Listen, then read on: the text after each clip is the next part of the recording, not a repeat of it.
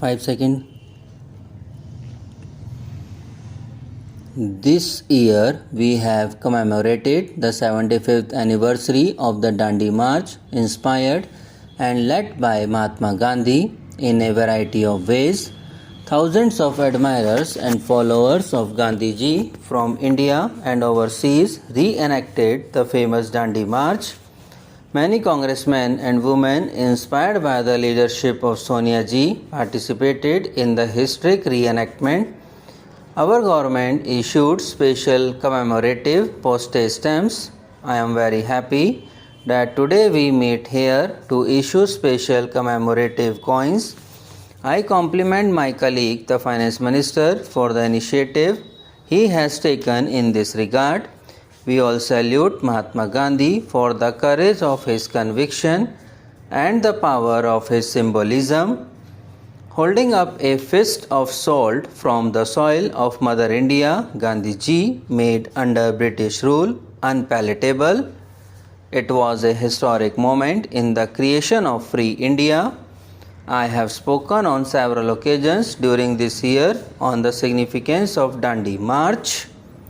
The Dandi March was not only a march for independence, it was also a march for the uplift of the poorest of the poor, the emancipation of women and their empowerment, the removal of untouchability, the assertion of the right of our people over the natural resources of which they are the inheritors and owners, the establishment of unity of people professing diverse faiths, and above all, it was a march for our spiritual regeneration.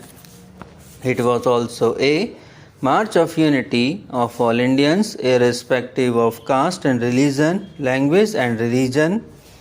The inclusive nature of our national freedom movement created the foundation for our inclusive democracy, of which we are justly proud.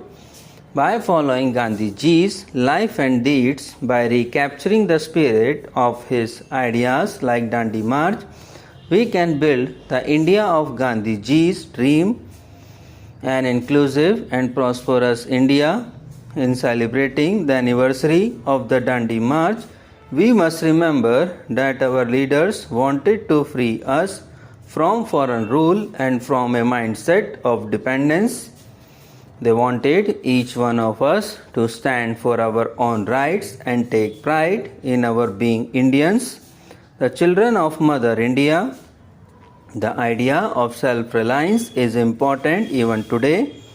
However, self-reliance does not imply pursuing a policy of anarchy. It does not mean modern world implies the ability to pursue one's interest with self-confidence and faith in one's own capabilities. Let me begin by expressing my sincere gratitude to my leader and to each one of you for this interaction. We are here to take stock of the implementation of some key promises we made to the people while seeking their mandate.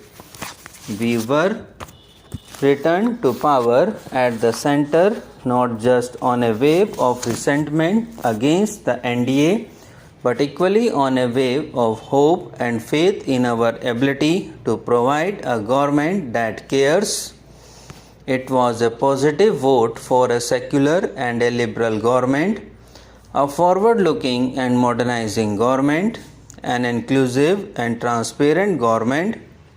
I am pleased to report that in the 16 months that the government of the United Progressive Alliance has been in office, we have implemented nearly 3/4 of the commitments undertaken in the National Common Minimum Program.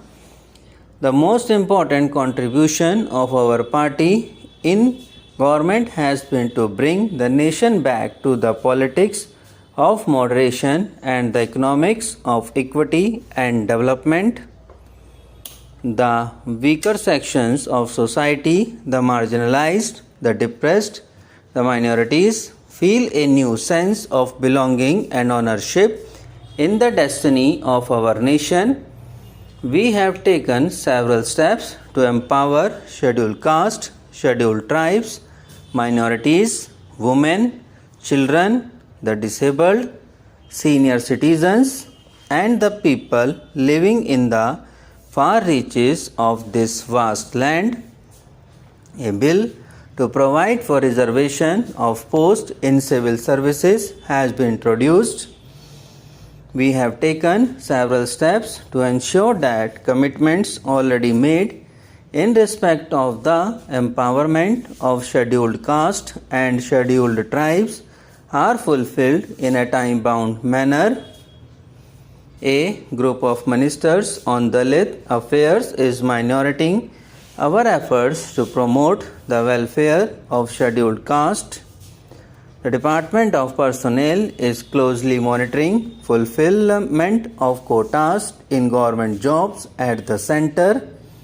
I urge state governments is also pay special attention to fulfillment of commitments to Dalits and tribals at the state level. The central government will make sure that at least 80% of the vacancies in SC/ST reservation quota jobs in government will be filled on a time-bound basis. Scholarships for higher education for SC/ST students have been significantly increased. A high-level committee is putting together information on the social and economic status of the minorities in India. We have also taken steps to economically and socially empower the minorities and widen education and employment opportunities for SCs, STs, and minorities in the private sector. We propose to come forward with a new 15-point program for the welfare of minorities with specific timelines and targets in the future. Subscribe now and press the bell icon. Never miss an update.